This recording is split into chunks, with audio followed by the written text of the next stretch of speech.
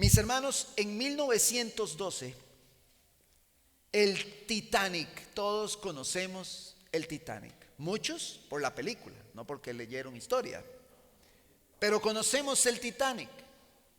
Era considerado el barco más impresionante jamás construido.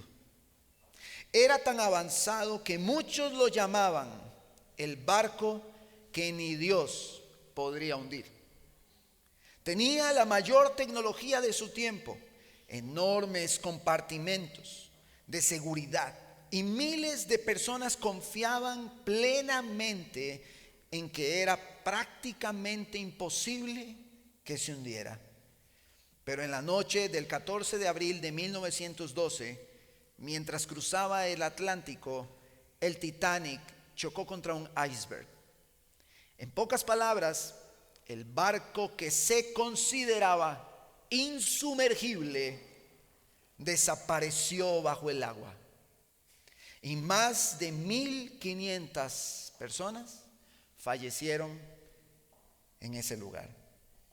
El problema no fue solamente el iceberg. Muchos historiadores plantean que existía una excesiva confianza que llevó a ignorar las advertencias del hielo y a navegar demasiado rápido. Lo que parecía imposible que fallara terminó en una tragedia. Hay una frase que he escuchado en la reunión de pastores y que lo hemos conversado porque es un tema que demanda nuestra atención pastoral. No todo lo que comienza bien termina bien.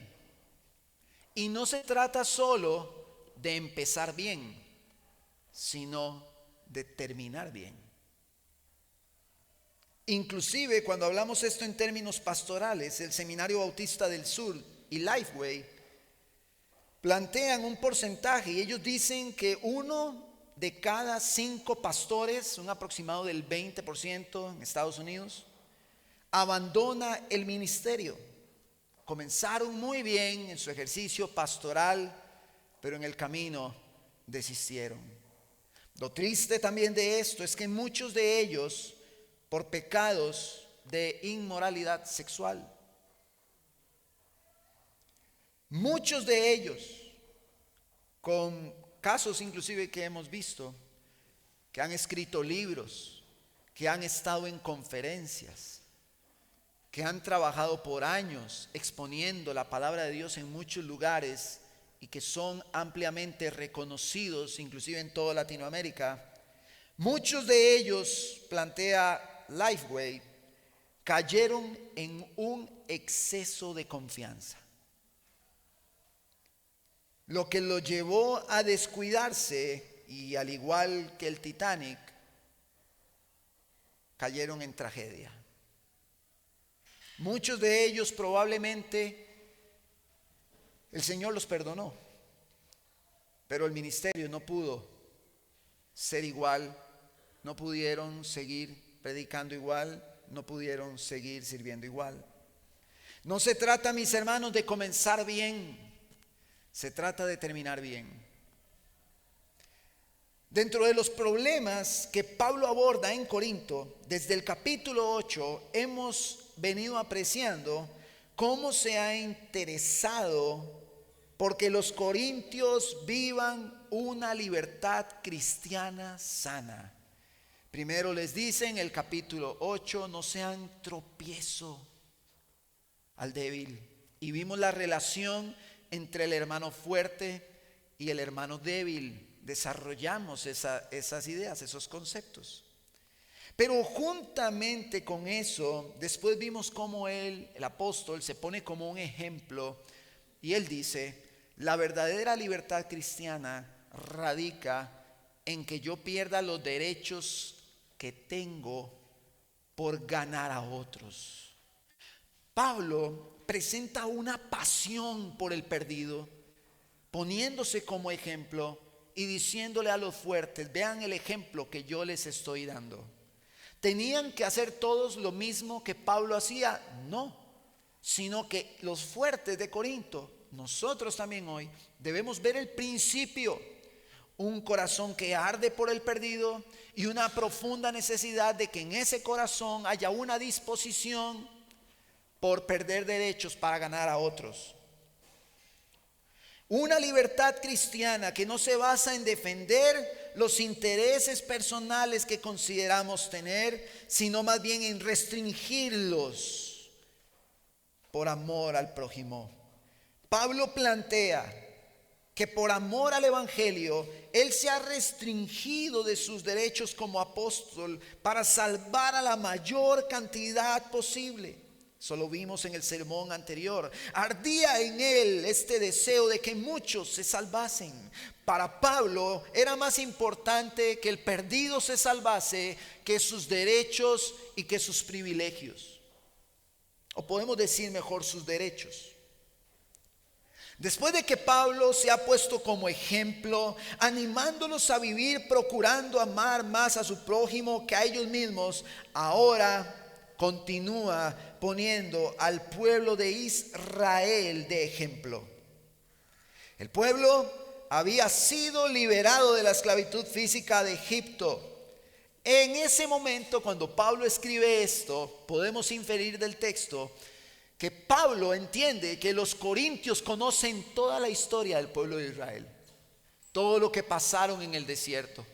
Para Pablo era importante no solamente que aquellos fuertes, que tenían sus conciencias bien informadas, no solamente que ellos comieran la historia del pueblo de Israel y se la supieran de memoria, sino que podemos también ver en el texto que Pablo desea que comprendan esa historia para que repercuta en la vida de ellos, sea una aplicación para sus vidas. Pablo tiene un deseo, no de que solo de que sepan qué pasó con el pueblo, sino que puedan ver las riquezas que hay en esa historia. Esta realidad de que el pueblo había sido liberado de la esclavitud física de Egipto, sabemos, y aquí también debemos recordar los sermones de Deuteronomio.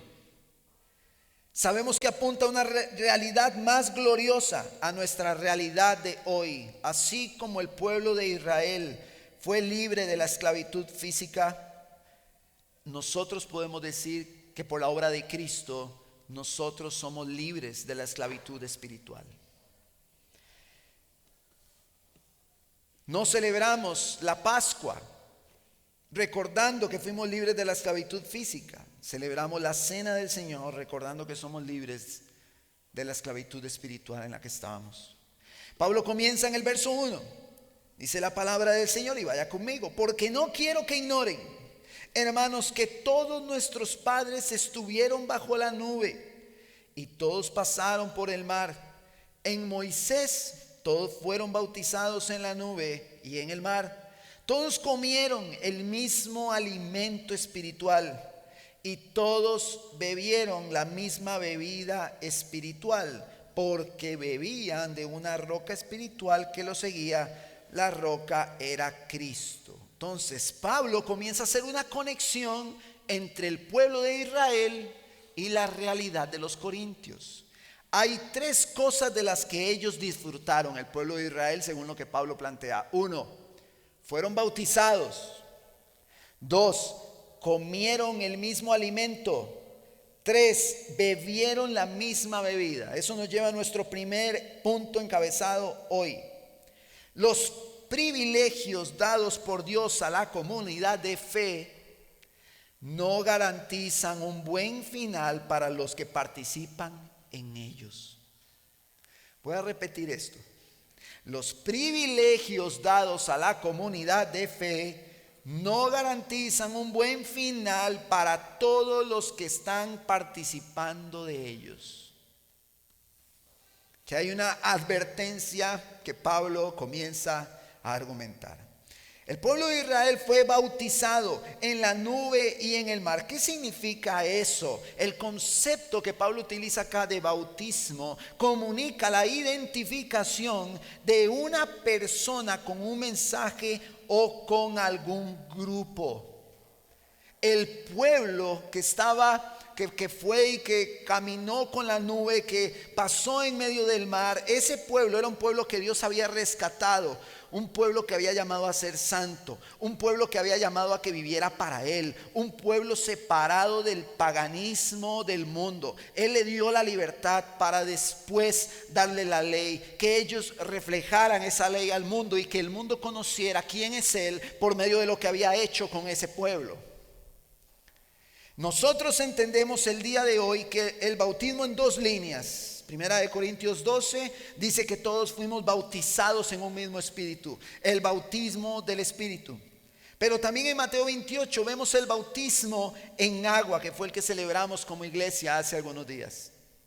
Entendemos el bautismo en esas dos líneas, pero Pablo utiliza esta expresión acá en un sentido metafórico, identificando a ese pueblo como un pueblo especial, entendiendo que el pueblo pasó en tierra seca cuando el mar se abrió y fue guiado por la nube.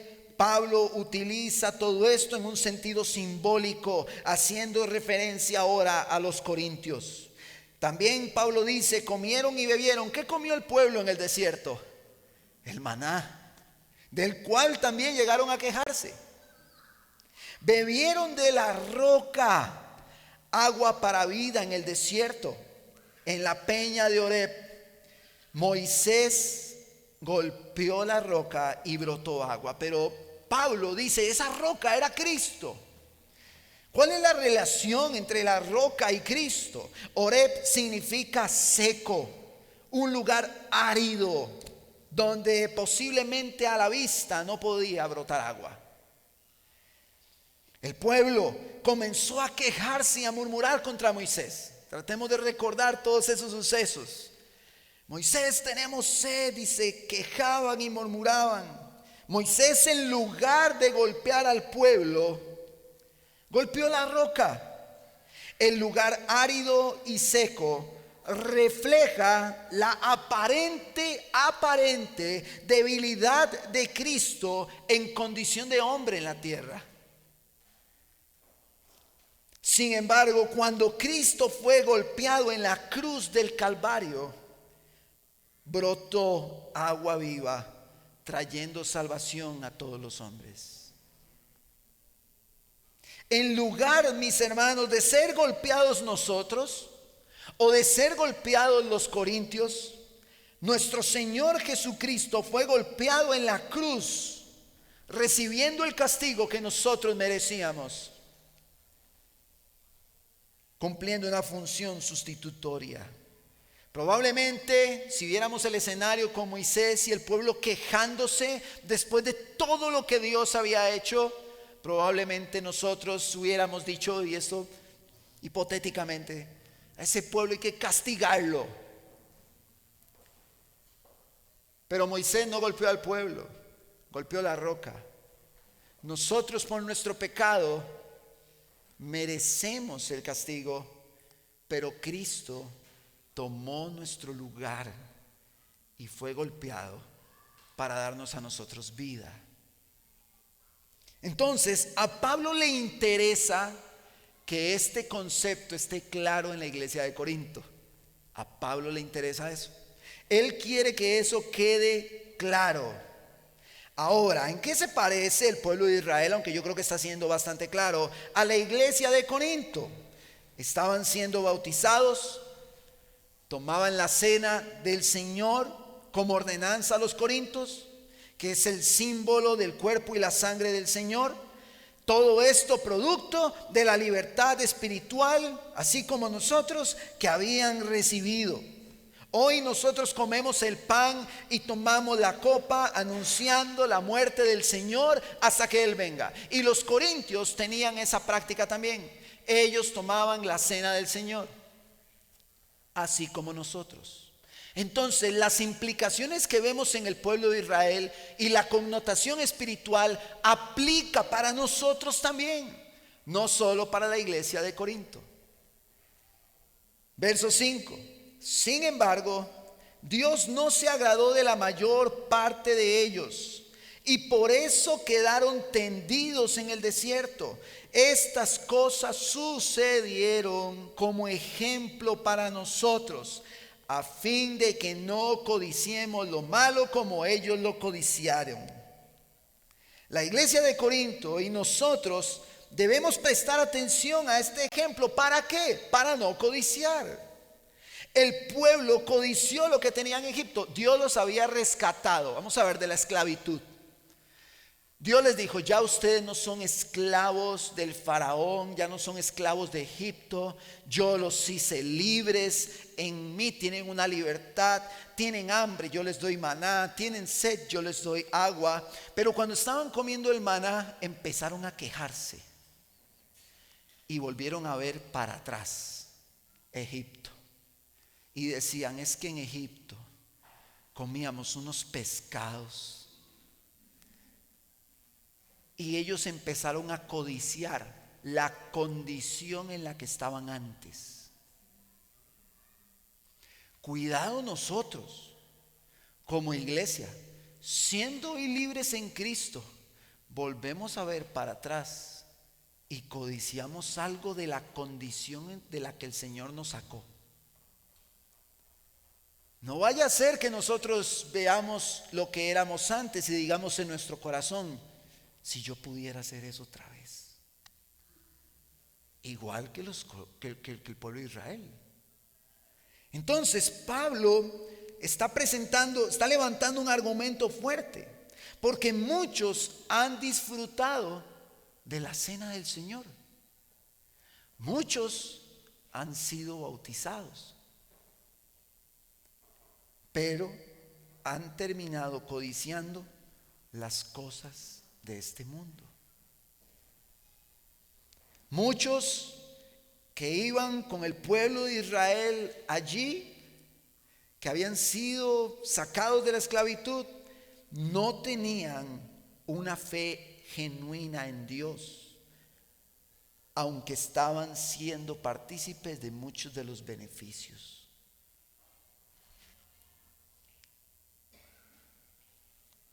Codicia. ¿Cómo lo podemos ilustrar?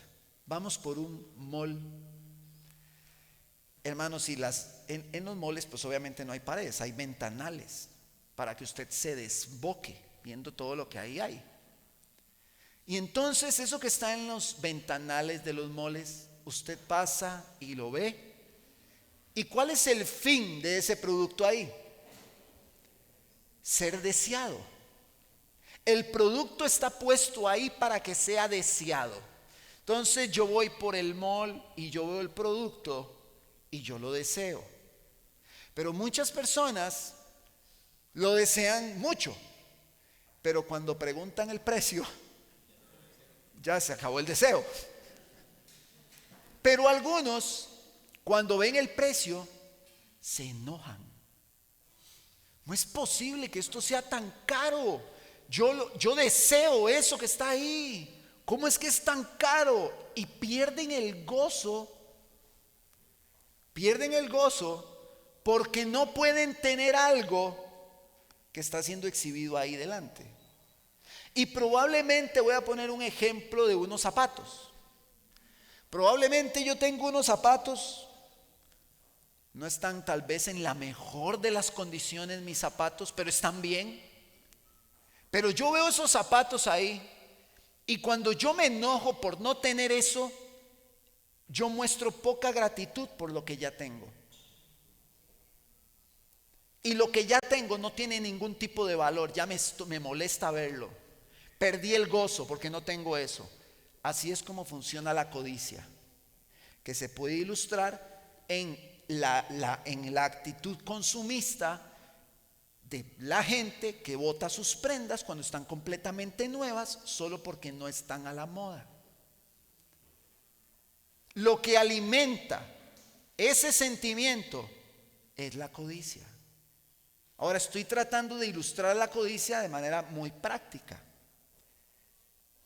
El no ser agradecido con lo que tengo y querer más aunque lo que tengo es suficiente me expone a este sentimiento de codicia. Ahora Pablo está diciéndole a los corintios: ustedes están en medio de una sociedad pagana donde se hacen un montón de cosas inmorales y un desorden, cuidado, ustedes vuelven a ver por la ventana lo que están haciendo aquellos, cuidado, usted desea eso. No codicien, a fin de que no codiciemos. ¿Cómo? Pablo dice que evitamos eso, viendo al pueblo de Israel. Pablo dice, vean la historia. Vean la historia. La historia nos está enseñando que cuando el pueblo de Israel anduvo en el desierto, volvió a desear su condición de esclavitud, allí perecieron. Cuidado ustedes, vean la historia, dice Pablo, es el ejemplo para que nosotros no codiciemos. ¿Por qué? Porque muchos han estado acá en este mismo lugar, recibiendo la cena del Señor. Inclusive desde que CCAJ llegó en el 2000, muchos han recibido la cena, muchos han sido bautizados, han estado en medio de nosotros, han cantado alabanzas, han escuchado sermones, pero nunca tuvieron una fe genuina en Dios. Ahora, el hecho de que eso haya pasado significa que no puede volver a pasar. Eso puede volver a pasar en medio de nosotros. Y aquí es donde la advertencia nos lleva a nosotros a una introspección, a un análisis interior, a que revisemos nuestro corazón. No todos los que participan externamente del pueblo de Dios, no todos son verdaderamente de Dios. No todos. En este sentido, ni Cristo ni su obra son suficientes para que respondan en fidelidad. Hemos visto, hermanos, personas desprenderse de la comunidad de fe y hemos ido tras ellos y les hemos hablado y les hemos insistido, hermanos, y yo he llegado a escuchar frases: pastor, la verdad, yo amo más las tinieblas. Yo he escuchado frases de ese tipo y eso es doloroso. Pero este texto refleja una realidad que no podemos evitar. Uno desease, como pastor, que todos aquí nos quedemos y que eternamente cantemos al Señor y nunca nadie se vaya, y que perseveremos en la edificación y que perseveremos en la proclamación del Evangelio y que todos avancemos juntos. Pero definitivamente hay corazones que externamente están participando de los privilegios de la comunidad de fe, pero su corazón no tiene una fe genuina en el Señor, y pueden llegar a caer en la codicia por los deseos de este mundo. Como aquella semilla que cayó entre los espinos en la parábola del sembrador, y que con el tiempo los espinos le consumieron y que amaron más las cosas del mundo. En el ejercicio, mis hermanos, de la libertad cristiana, los corintios podían caer en codicia. Ahora, no quiero, mis hermanos, que olvidemos el motivo por el que Pablo aborda el problema o la inquietud de lo sacrificado a los ídolos. Los corintios fuertes son llamados a entrar ahora en un sentido de alerta. Estaban compartiendo, recordemos eso, con familiares, con amigos que les decían: vamos a hacer un asadito en la casa, un asadito como el de anoche, vamos a hacer una comidita, una carnita. Entonces, ¿podía o no podía el cristiano ir a la casa de su familiar o de su amigo a comer de la carne sacrificada a los ídolos? Pablo dice, puede hacerlo, en el tanto no sea tropiezo. Todo eso lo hablamos en el primer sermón de esta línea de la libertad cristiana. Pero había algo más. Algunos de ellos estaban participando de las actividades que hacían familiares y amigos en el templo pagano. Ahí la cosa cambiaba, porque dentro del templo pagano habían tradiciones y prácticas de índole sexualmente inmorales. Probablemente muchos de ellos, con un exceso de confianza o una confianza equivocada como la que tenían del Titanic, iban y decían: no, yo soy fuerte en el Señor y yo puedo ir a comer de esa carne a ese comedor del templo pagano. Pero cuando llegaban al templo pagano, había todo un ambiente que podía seducir a los corintios, que se consideraban fuertes, a caer. Entonces, usted puede decirme, pastor, como hablamos también en el otro sermón, yo me puedo tomar una copa de vino, pastor, y yo soy una persona fuerte en el Señor y bueno, un día usted se tomó la copa de vino, pero resulta que un día su familia hizo una actividad y usted dice, pastor, yo no estoy siendo tropiezo, pero la fiesta de su familia se pone intensa y la fiesta empieza a desequilibrarse un poco.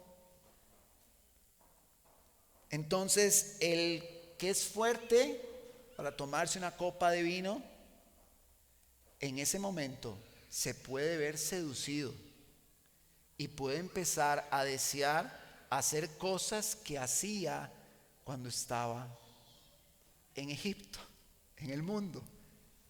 Entonces, estas personas de Corintios venían saliendo de una cultura de idolatría. Ellos venían saliendo de eso. El Señor los rescataba.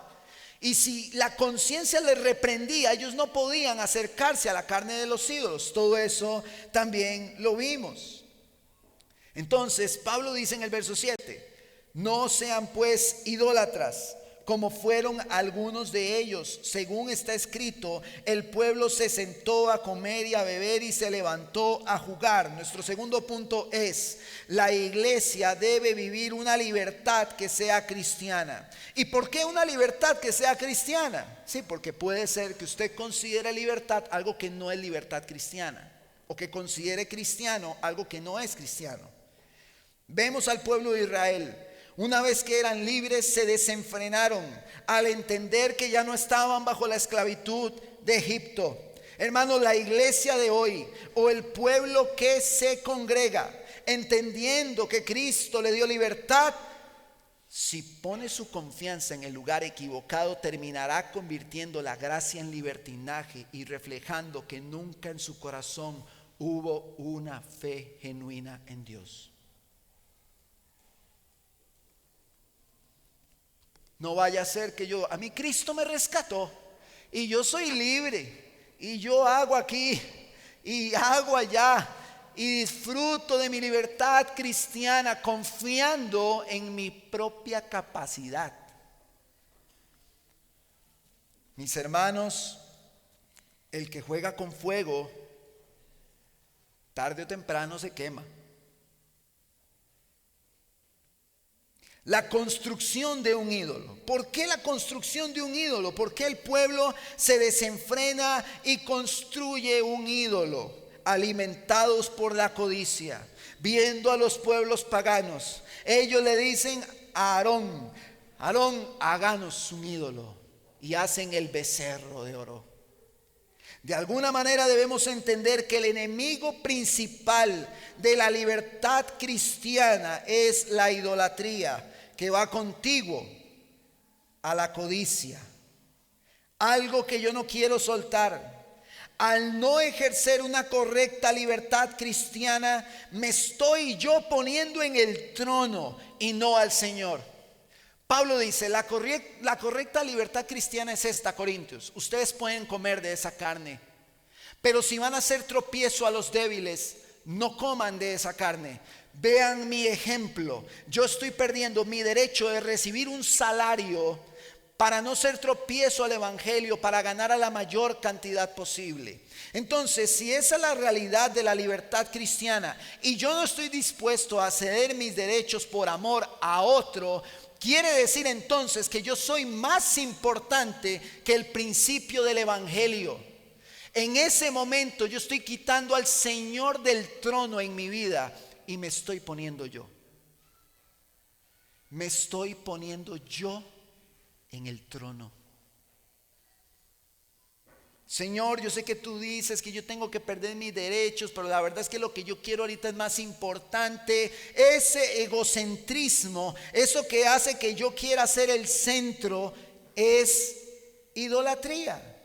Porque quito al Señor del trono y me pongo yo en ese trono. Cuando esto sucede, una serie de pecados comienzan a acompañar esta conducta.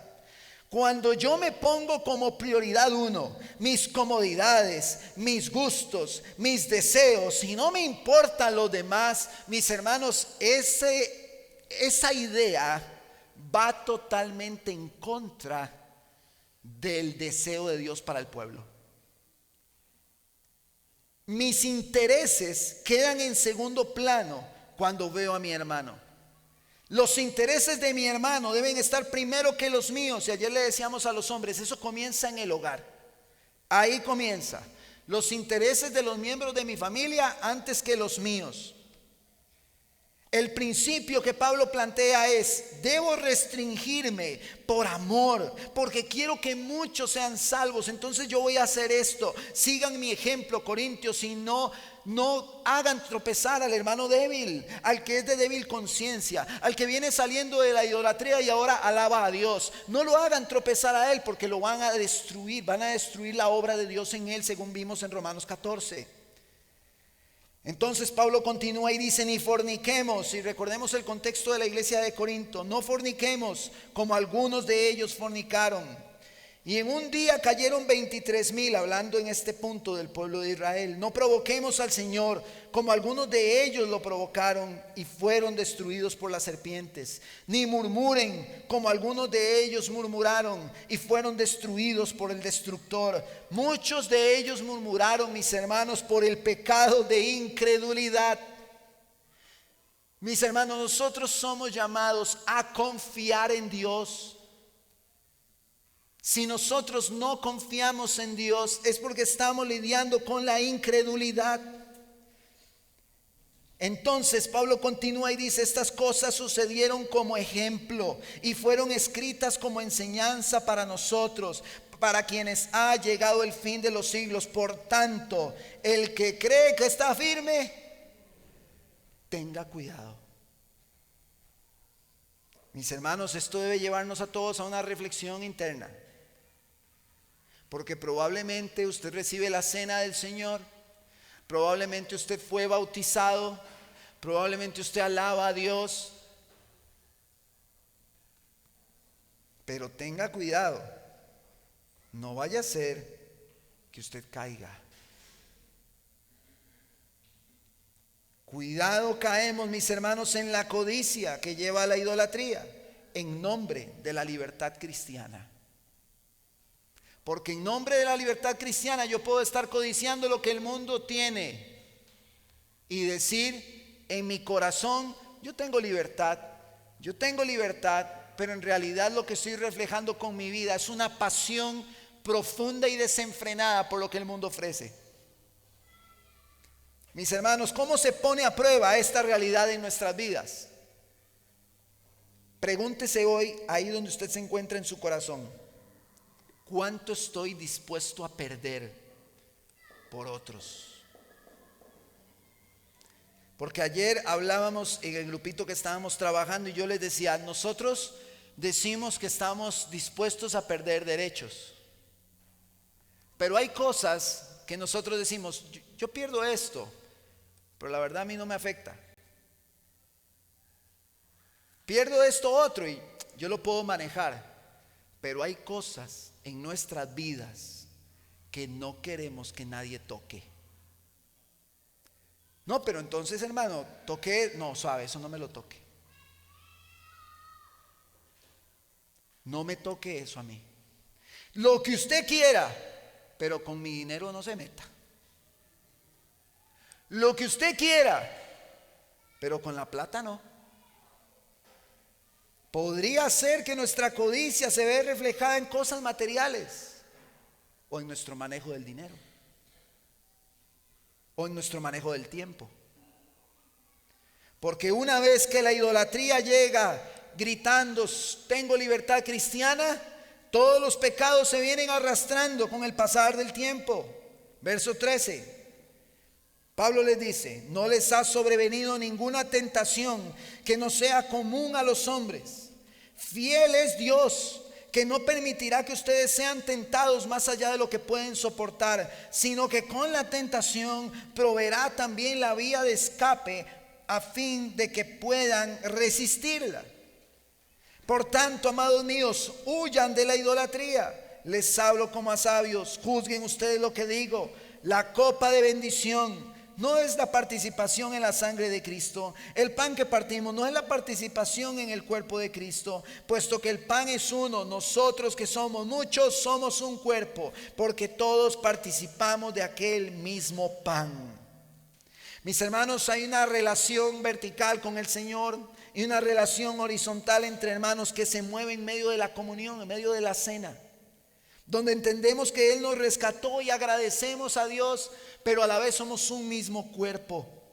Entonces Pablo continúa y dice: consideren al pueblo de Israel, los que comen los sacrificios no participan en el altar. ¿Qué quiero decir entonces? ¿Que lo sacrificado a los ídolos es algo? ¿O que un ídolo es algo? No, sino que lo que los gentiles sacrifican, lo sacrifican a los demonios y no a Dios. No quiero que ustedes sean partícipes con los demonios.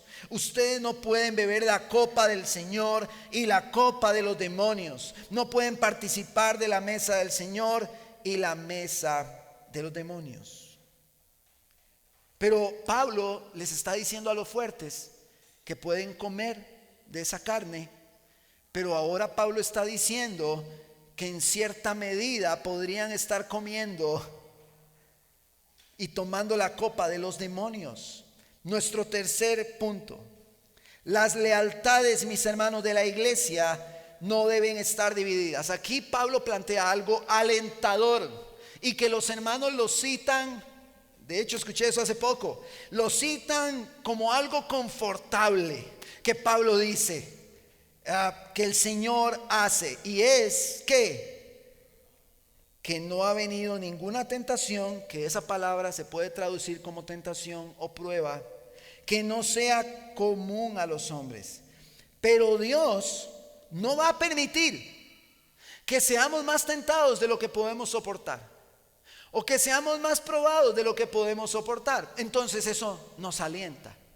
Decimos: Señor, gracias porque tú eres mi guardador, mi cuidador. Tú me proteges, pero a la vez plantea una responsabilidad importante, porque Dios te va a sacar, te va a dar una vía. Dios no va a permitir que la tentación te conmueva, pero si Dios cuida a su pueblo, entonces significa que siempre hay una salida, que no cabe ante la tentación y la caída decir: no, es que yo no tuve una opción, es que yo no tuve para dónde irme. No, siempre hay una salida. Esto responsabiliza al hombre. Hay una responsabilidad del hombre. Dios ayuda a su iglesia, la cuida en las circunstancias adversas de su vida, la prueba y la tentación. Eso es verdad y gloria al Señor por eso. Pero seguidamente entonces Pablo dice: por tanto, como Dios los está sacando a ustedes de la prueba y la tentación, les da una vía, les da un escape, les da una salida, entonces por todo eso les toca a ustedes huir de la idolatría. Ustedes tienen una responsabilidad. Nosotros tenemos una responsabilidad de huir. Es glorioso saber que el Señor nos cuida, pero nosotros somos responsables de huir de la idolatría. Ya Dios nos ayuda. Ahora respondamos a ese amor cuidador de Dios. Háblese, mis hermanos, del ambiente pagano. Pablo sabe que esos corintios van ahí y donde están comiendo la carne en el templo pagano, tienen puesta la salsita, el merengue, tienen todas esas cosas en el ambiente de Corintios. Y Pablo sabe que el ambiente donde están comiendo esa carne mueve las fibras de la carne. Y aquí quiero ilustrarlo también con una experiencia personal. La exposición, mis hermanos, a una atmósfera de pecado y paganismo tarde o temprano comprometerá al creyente que pone su confianza equivocadamente en una supuesta fortaleza, entre comillas, viviendo lo que según cree la libertad cristiana. Hace algunos años estábamos mi esposa y yo en un campo ferial para la época de diciembre. En realidad fue allá en Zapote. Íbamos pasando y habían unos olores a esos chuzos de carne y nosotros dijimos, qué hambre. Y nosotros íbamos en familia, éramos dos, tres familias, no me acuerdo de mi esposa. Y entonces había un toldito, muy familiar el toldito, un ambiente muy familiar. Entonces dijimos, bueno, la palabra del Señor que dice que yo puedo dar gracias y el patrono que sea el de este asunto, no me interesa, doy gracias y como de ese chuzo de carne. Entonces nos sentamos ahí con un vigoroncito y con los chiquillos y un ambiente muy familiar y muy lindo durante la tarde, eran como las 3 de la tarde. Y cuando nos acabamos de sentar a disfrutar de esos alimentos por los que dimos gracias, hermanos, como en las películas o como en las fábulas, a la par de nosotros, es como si hubiera llegado el diablo, a la par de nosotros empezaron a armar una tarima, un espacio, pero algo rapidísimo. Y entonces empezó la música a sonar así. Pero mi esposa y yo venimos del mundo. El Señor nos rescató del ambiente de fiesta y de licor y de borracheras y de todo eso. Sí, el Señor nos rescató de ahí, hermano. Que usted no lo crea. Bueno, si nos dejamos guiar por la cara, sí, pero el Señor nos rescató de ahí. Entonces nosotros estamos comiéndonos nuestro vigorón y la música está sonando y entonces el ambiente está cambiando y entonces uno siente como que el cuerpo como que se le quiere activar, rarísimo, y la carne empieza a identificar lo que usted hacía antes. El ambiente viene a su memoria, la carne empieza a jugarle una pasada. Y no solamente eso, empezaron a llegar personas con poca ropa a ese lugar porque era un concierto de alguien ahí conocido y entonces iban las mujeres con casi sin ropa y cuando eso empezó a darse, mi esposa y yo nos volvimos a ver y dijimos, pues se queda el vigorón, se queda el chicharrón, todo se queda aquí, pero tenemos que levantarnos e irnos. Y nosotros nos tuvimos que ir. Y mi esposa y yo, eso fue hace no sé 3 años, conversábamos en el carro y decíamos, yo le decía, Gaby, es que de verdad se despierta algo en la carne. Algo se quiere mover.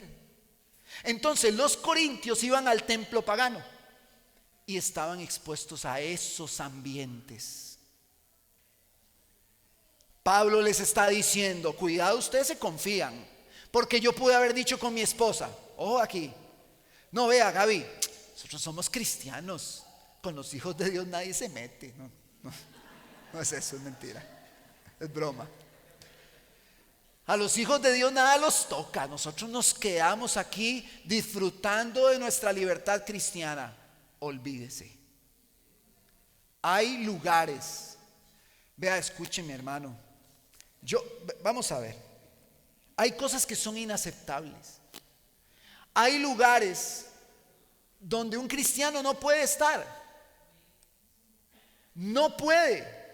No, pastor, yo sí puedo. Usted sí puede. Entonces yo le digo, cuidado. Cuidado, cree que está muy firme. Y cuidado, cae.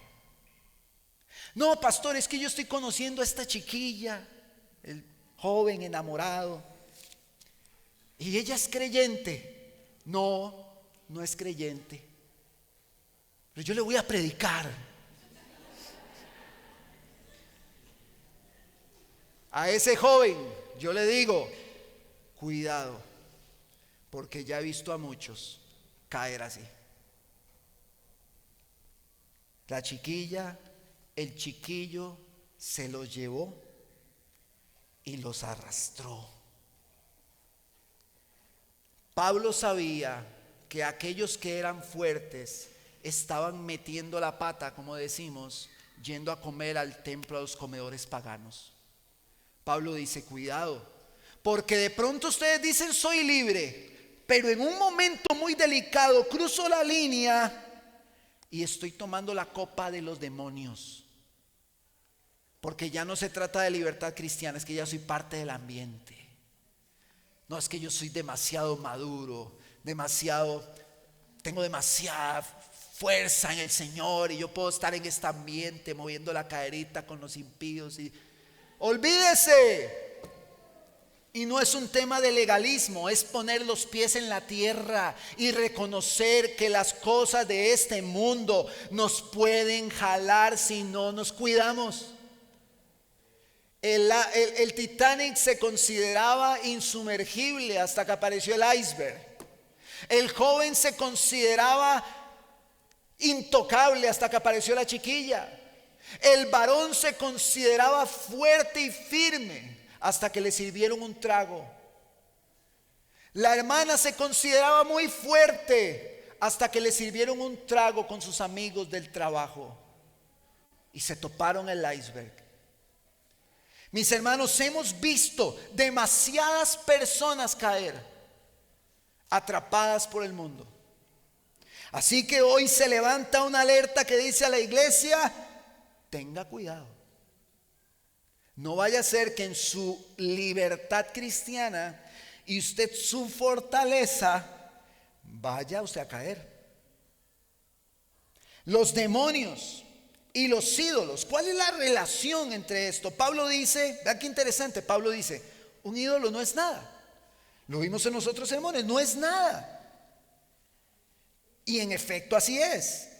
Pero el hecho, escuche esto hermano, de que un ídolo no sea nada, no anula la participación activa de las huestes de maldad, de los demonios y su influencia en los no creyentes, donde tienen fiestas, donde tienen celebraciones, donde practican su paganismo.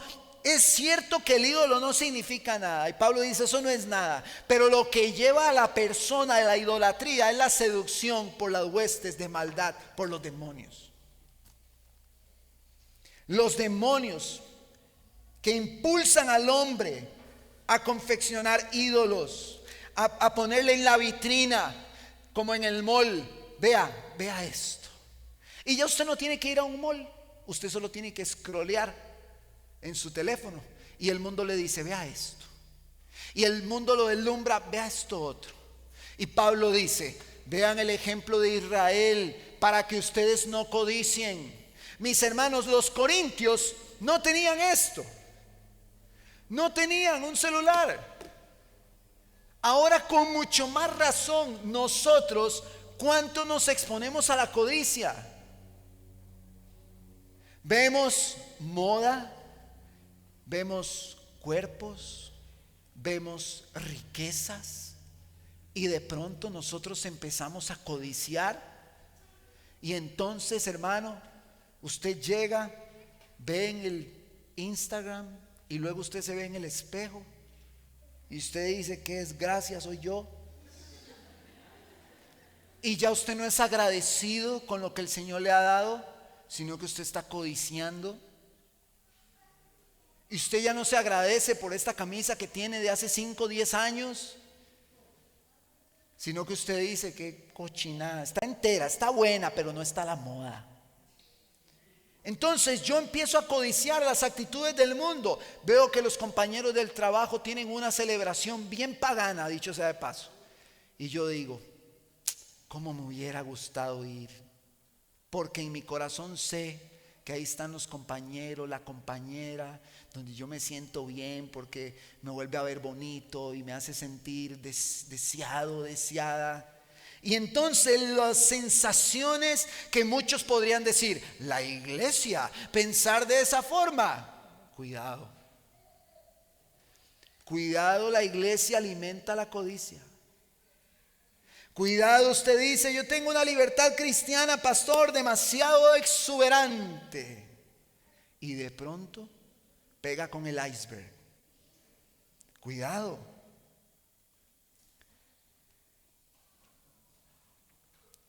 si los creyentes caían en el juego de los demonios, podían estar haciendo esto. Los creyentes de Corintios podían ir a la iglesia el domingo y escuchar el mensaje y leer lo que Pablo les escribió y decir amén y celebrar la cena del Señor, pero al día siguiente podían estar tomando la copa de los demonios. Entonces Pablo les está diciendo: vivan en libertad cristiana, entiendan lo que es la libertad cristiana, piensen en los perdidos, piensen en el prójimo, y si ustedes piensan que son fuertes, vean al pueblo de Israel, pelen el ojo, ellos codiciaron, cuidado, ustedes hacen lo mismo. Cuidado. Dice Pablo: ¿o provocaremos a celos al Señor? ¿Somos acaso más fuertes que Él?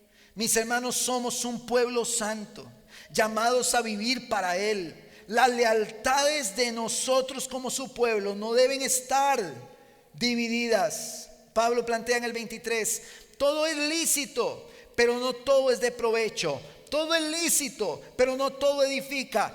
Aquí usted puede plantearse varias preguntas cuando quiere disfrutar de su libertad cristiana. Uno: ¿cuál es el bien que traigo a la comunión al hacer esto? ¿Cuál es el bien a mi hermano con este paso que voy a dar? ¿Estoy disfrutando de la gracia de Dios sin ser tropiezo a mi hermano? ¿Me reprende mi conciencia cuando voy a hacer eso? Porque cuando nosotros estuvimos en ese ambiente pagano que empezó a sonar así ¿cómo digo? Muy intenso el asunto. Cuando nosotros estuvimos ahí, a mi esposa y a mí nos reprendió la conciencia y dijimos: aquí no podemos estar. Mis hermanos, nos reprende la conciencia, y también vimos, mis hermanos, que si mi conciencia me reprende y yo lo hago aunque ella me reprenda, yo estoy pecando contra Cristo. Pastor, pero el comerse la carne no es malo. La carne sacrificada a los ídolos, esto no es malo. Pero a la hora que voy a comer, la conciencia me reprende, entonces no lo haga. Tenga mucho cuidado. Me siento en paz con Dios al dar este paso que voy a dar. Pablo dice: nadie busque su propio bien sino el de su prójimo. Y acá este texto lo vimos en el primer sermón. Coman todo lo que se vende en la carnicería sin preguntar nada por motivo de conciencia, porque del Señor es la tierra y todo lo que en ella hay. Si algún incrédulo los invita y quieren ir, coman de todo lo que se les ponga delante, sin preguntar nada por motivos de conciencia. Pero si alguien les dice: esto ha sido sacrificado a los ídolos, no lo coman por causa del que lo dijo y por motivos de conciencia, porque del Señor es la tierra y todo lo que en ella hay. Quiero decir, no la conciencia de ustedes, sino la del otro. Y esta fue la ilustración que les di el 31 de diciembre, mi esposa y yo, todos felices en la reunión familiar, celebrando hace muchos años el año nuevo. Y entonces nosotros vamos a hacer un brindis, dice la familia, nosotros con la copita. Y entonces un miembro de la familia llegó, nos vio y nos dijo: los hermanitos con vino, en sarcasmo. Entonces nosotros entendimos que debíamos evitar con la familia eso, por la conciencia del que lo dijo. Quiero decir, la conciencia no la de ustedes sino la del otro, porque ¿por qué ha de ser juzgada mi libertad por la conciencia ajena?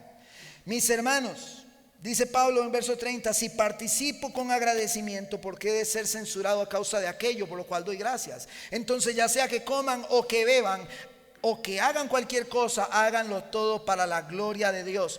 Pablo dijo: yo me resisto a recibir un salario para la gloria de Dios. Ustedes acostúmbrense a este principio y niéguense a muchos de sus derechos, le dice a los fuertes, para la gloria de Dios, pensando en ganar a los perdidos. No sean motivo de tropiezo ni a judíos, ni a griegos, ni a la iglesia de Dios. Mis hermanos, la conciencia es nuestra alerta espiritual. Se enciende, hermano, vea, escuche, usted sabe cuando va a hacer algo y hay una voz que le dice: no lo haga. Es una alerta espiritual. La conciencia nos indica si lo que estamos haciendo infringe la ley del Señor, si nos pone en un peligro. Y si no me siento seguro de hacer algo en mi libertad cristiana, no debo hacerlo porque podría pecar contra el Señor.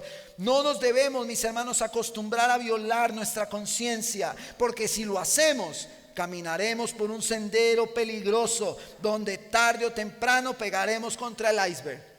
Si usted en su corazón es reprendido, David, no haga eso, David, no haga eso, y lo hice,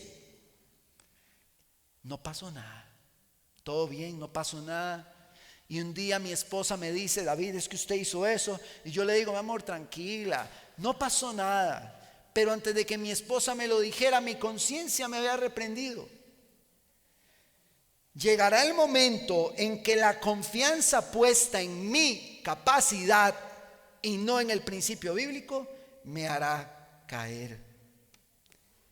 El pueblo de Dios debe considerar cómo afectará a su prójimo lo que pretende hacer en su libertad cristiana. Y Pablo cierra de una manera hermosa y él dice, así como también yo procuro agradar a todos en todo. Cuando se hizo judío para ganar judíos, gentil para ganar gentiles, dice, no buscando mi propio beneficio, sino el de muchos, para que sean salvos. Está primero que todos mis derechos, que todo lo que yo quiera hacer, está primero mi deseo ardiente de que todos sean salvos, de que muchos se salven. Pero más importante que mis privilegios o derechos es esta realidad. El pueblo de Dios, la iglesia, debe buscar restringir sus derechos, siendo impulsado por el deseo profundo de que otros se salven. Entonces yo le hago la pregunta, ¿cuántos derechos usted está dispuesto a ceder para que otros se salven? ¿Cuánto usted podría llegar a despojarse para que otros se salven? Y quiero que esta pregunta quede aquí sonando en nuestros corazones. ¿Cuánto estamos dispuestos a dar para que así como Pablo, nosotros busquemos la salvación de otros? Y sigue en el verso 1, y ahí cierra Pablo con esta idea, sean imitadores de mí, como yo también lo soy de Cristo. Pablo tomó la libertad cristiana no para abusar de sus derechos, sino para restringirlos, para salvar a otros, lo cual vemos en quién, en aquel que no estimó el ser igual a Dios como algo a que aferrarse, sino que se despojó a sí mismo, tomando forma de siervo hasta la muerte y muerte de cruz. Y si nuestro Señor Jesucristo, siendo Dios mismo, no estimó el ser igual a Dios, ¿por qué yo estimo tanto las cosas que yo tengo a mi alrededor? ¿Y por qué no estoy dispuesto a ceder de esas cosas para la salvación de otros? ¿Por qué no estoy dispuesto a ceder de mi tiempo? ¿Por qué no estoy dispuesto a ceder de mi recurso económico? ¿Por qué no estoy dispuesto a ceder de mi agenda? ¿Por qué no estoy dispuesto a ceder de mis fuerzas? Si aquel que no estimó el ser igual a Dios lo hizo por nosotros. Y Pablo dice, imítenme a mí. ¿A qué nivel el de Pablo? Porque yo estoy imitando a Cristo.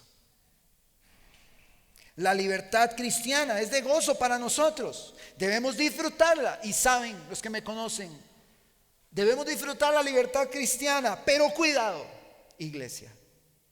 Cuidado, su confianza está colocada en el lugar incorrecto. El espíritu de Pablo es un reflejo del deseo de Dios que vemos en Cristo. No es solo, hermanos, amen a su prójimo, que sus privilegios y sus derechos en libertad cristiana, sino que también les dice, ustedes los que consideran ser fuertes, cuidado, están bebiendo la copa de los demonios. Cuidado con su libertad cristiana, ustedes han codiciado y han construido ídolos. Cuidado, mis hermanos de CCAJ Moravia, ustedes con su libertad cristiana están abrazando el pensamiento pagano de este mundo y no están dispuestos a ceder de lo suyo para la salvación de otros. Cuidado. Pastor, pero ¿será que yo puedo estar atravesando eso? ¿Será que yo puedo estar enfrentando eso? Pues yo creo que el Señor pondrá nuestro corazón a prueba. No jueguen con fuego. Seamos como Cristo. Amemos a nuestro hermano para salvación y para edificación. Amemos al perdido para que se salve. Estemos dispuestos a morir por otros. Seamos fieles criando a nuestros hijos, enseñando a nuestros hijos, enseñando hombres a las esposas, esposas ayudando a sus esposos. Esposos estén dispuestos a morir por sus esposas. Padres, ustedes los que tienen hijos pequeños, hijos jóvenes, ustedes están muertos para servir a sus hijos, para instruir a sus hijos, porque los derechos que uno tiene como padre se mueren para ganarlos a ellos para Cristo.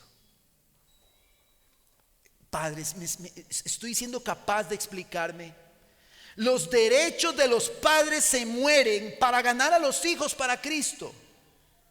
No es que el papá dice, no, es que yo tengo una agenda muy apretada, no, es que yo tengo este compromiso, no es que, y su hijo, no, hay cuando yo tenga tiempo, yo me siento con ella, con él. No, usted se muere para que sus hijos se salven.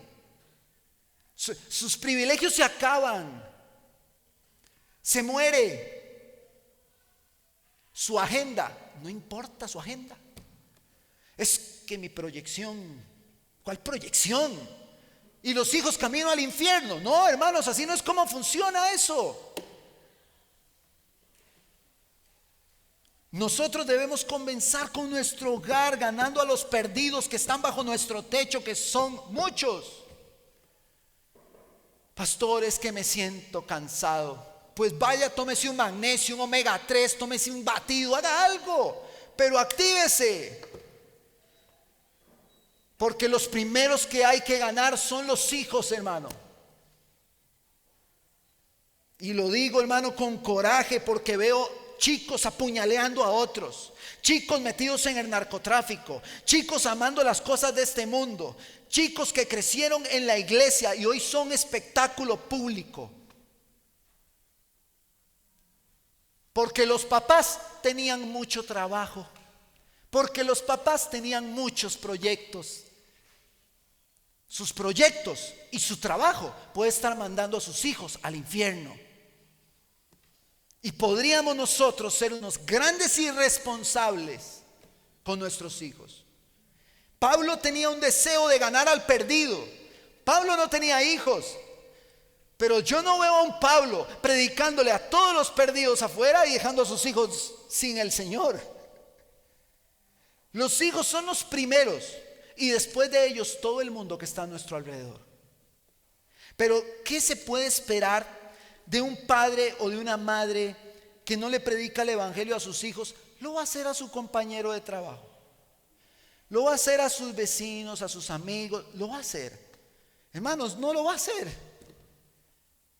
No lo va a hacer. No, pastor, la verdad es que yo sí le he predicado a amigos míos. Ok, muy bien. A sus hijos ya les predicó entonces muchísimo más. Mis hermanos, tenemos una responsabilidad. Perdamos nuestros derechos para que otros se salven. La libertad cristiana tiene eso como núcleo. Si usted quiere comer carne, dé gracias al Señor. Figurativamente, usted me comprende. Quiere comer carne, quiere por allá hacer en su libertad cristiana algo, hágalo. Pero nunca se le olvide que el núcleo de la libertad cristiana radica en el amor por los otros para que se salven. Y nunca se le olvide también que si usted pone la confianza en el lugar incorrecto, usted le va a pasar las del Titanic, va a pegar tarde o temprano. He visto gente jactarse de la libertad cristiana y terminan hundidos. Cuidado, mis hermanos, esto es un llamado de atención muy serio a la iglesia hoy. muy serio. Mis hermanos, el caminar en Cristo, y lo dije y lo voy a mencionar otra vez y sé que me extendí, pero el caminar en Cristo, hermanos, es un asunto muy serio.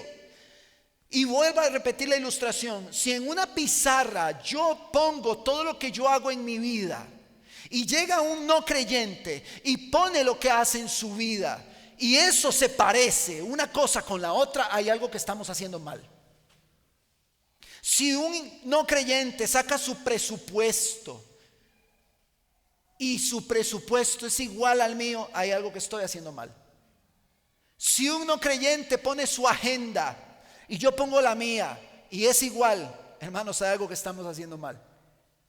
Porque no estamos perdiendo nada, no estamos despojándonos de nada. Y entonces abrazamos todo el pensamiento de este mundo y todas nuestras fuerzas, toda nuestra energía, toda nuestra pasión va encarrilada a vivir como el mundo vive, no como la iglesia debe vivir, no, como el mundo vive. Ahí voy, desbocado, como un tren sin frenos, a vivir como el mundo vive. Pero la iglesia, hermano, es llamada a vivir distinto.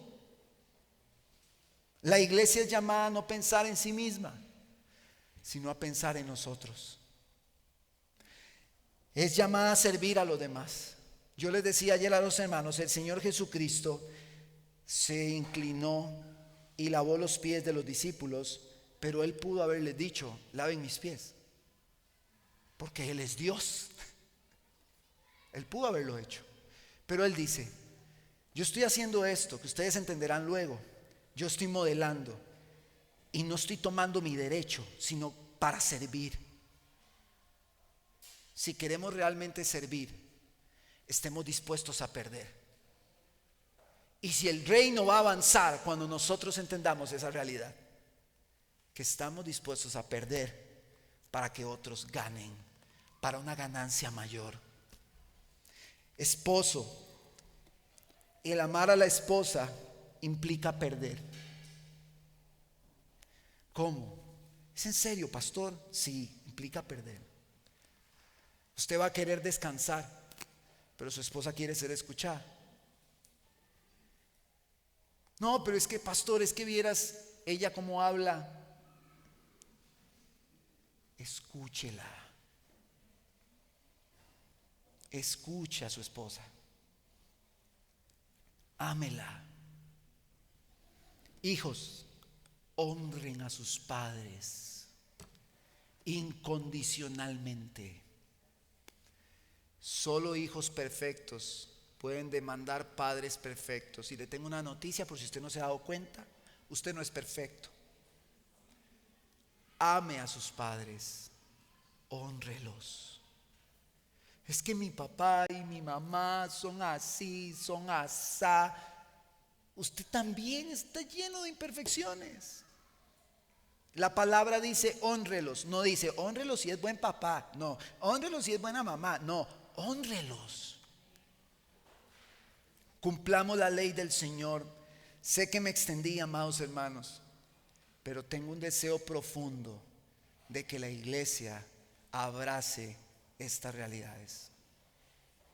No de palabra, sino de hecho, sino en verdad. Porque Cristo Jesús murió tomando nuestro lugar en la cruz.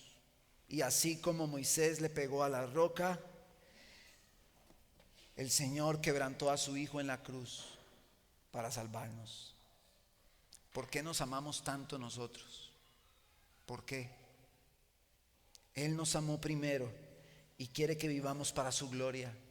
Que el Evangelio nos impulse, mis hermanos, a vivir sirviendo al otro. Que el Evangelio nos impulse a disfrutar la libertad cristiana correctamente. Y que el Evangelio nos libre de comer y beber con los demonios. Que el Evangelio de Cristo nos impulse. Y como les digo siempre, no quiero que usted se vaya hoy con una carga de culpa y diga, este pastor me golpeó. No es eso. Lo que quiero es que hoy, una vez más, tengamos la oportunidad de decirle al Señor: Señor, perdóname si yo no he actuado bien. Perdóname si yo me he confiado demasiado, he puesto la confianza en el lugar equivocado. Perdóname, porque me he pasado de listo, me he pasado de lista. Perdóname. He estado en peligro alrededor de los icebergs y tú me has sostenido y no he caído. Perdóname si he juzgado al débil, lo he rechazado. Perdóname, Señor, si he criticado al fuerte porque veo su libertad cristiana y yo no me siento bien así. Perdóname si lo he juzgado. Perdóname si no he vivido en tu ley, si no he amado a mi prójimo, honrado a mis padres, amado a mi esposa, a mi esposo, a mis hijos. Perdóname si no he pensado en perder para traer gran ganancia ganando a otros para ti.